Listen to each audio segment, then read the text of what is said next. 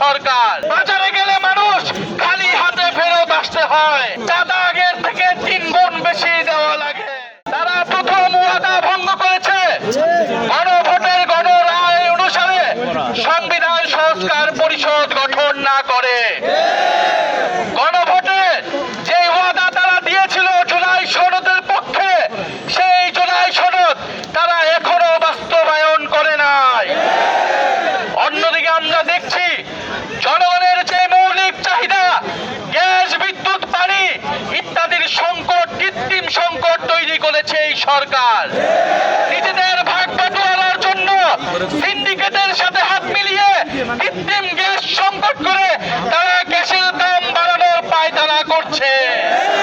আমরা আজকে সচিবালয়ে এসেছি, সরকারের এই পায়তারা আমরা যে কোনো মূল্যে রুখে দিব ইনশাআল্লাহ। এবং এই সরকার কর্মসংস্থান নিশ্চিত করতে পারে নাই। সবজির দাম কয়েক গুণ বেড়েছে, বাজারে গেলে মানুষ খালি হাতে ফেরত আসতে হয়। জুলাই গণঅভ্যুত্থানে আমরা অংশ নিয়েছিলাম, রাজনৈতিক সংস্কার হবে, অর্থনৈতিক লুটপাট বন্ধ হবে, কিন্তু বন্ধুগণ, তিন স্ট্যান্ডে, বাস স্ট্যান্ডে চাঁদা আগের থেকে 3 গুণ বেশি দেওয়া লাগে।